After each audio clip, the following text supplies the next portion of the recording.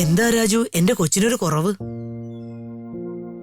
ഇവളെ നേരത്തെ കല്യാണം കഴിച്ച് ഒരുമിച്ച് ജീവിക്കാത്തത് എന്തുകൊണ്ടാന്ന്? മാഡം, അവന്റെ ഒരു മാഡം വിളി. ഈ മാഡം വിളിയിൽ നിനക്കാരോ കൈവശം തന്നിരിക്കാന്നാ തോന്നേ. മേലിൽ എന്നെ മാഡം വിളിച്ചു പോരുത്. അമ്മമ്മ അങ്ങനെ വിളിച്ചാ മതി. ഋതുമോള് വിളിക്കുന്നത് അമ്മമ്മയെന്നാ. അതുപോലെ വിളിച്ചാ മതി നീ. വാ മോള് വാ.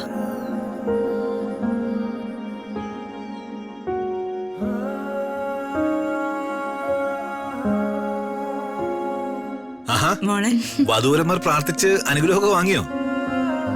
അനുഗ്രഹം വേണ്ടുവോളം ദേവി കൊടുക്കാൻ നോക്കുന്നുണ്ട്.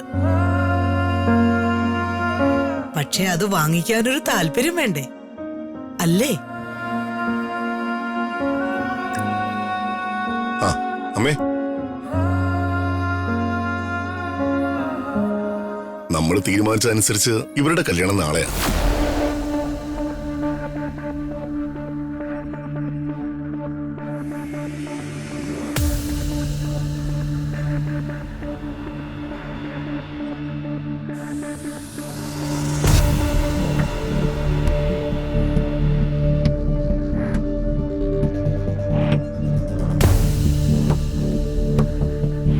മുഹൂർത്തം പറഞ്ഞില്ല. 10-നും 10:45 ഇടയ്ക്ക്.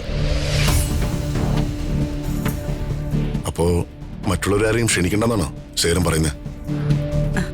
ഇനി ഒരു ദിവസമല്ലേ ഉള്ളൂ ഏട്ടാ. കല്യാണം ക്ഷണിക്കണമെങ്കിൽ കുറഞ്ഞതൊരു 3 ദിവസം മുമ്പെങ്കിലും വേണമെന്നാ പഴമക്കാരുടെ അഭിപ്രായം.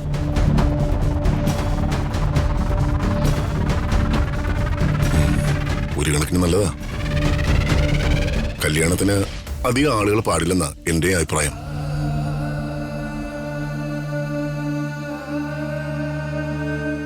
നമ്മൾ മാതൃക കാട്ടിക്കൊടുത്തിലേക്ക് വേറെ ആര് കാട്ടിക്കൊടുക്കാനാ?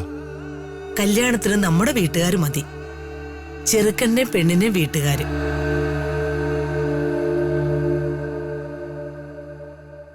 അങ്ങനെയാണെങ്കിൽ രാജു വീട്ടിലേക്ക് വെക്കോ.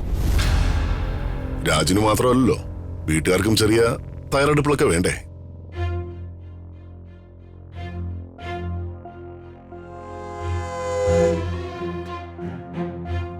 രാജു, നിനക്കിപ്പോ ഡബിൾ റോളാ ഉള്ളത്. അവിടുത്തെ കാര്യങ്ങളും ഇവിടുത്തെ കാര്യങ്ങളും ഒരുമിച്ച് ചെയ്യണം. അത് മറക്കണ്ട.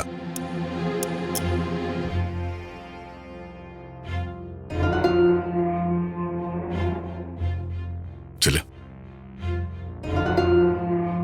മോള് വാ അമ്മമ്മേ. നമുക്ക് പോവാം. ആ ശരി, വാ മോളെ.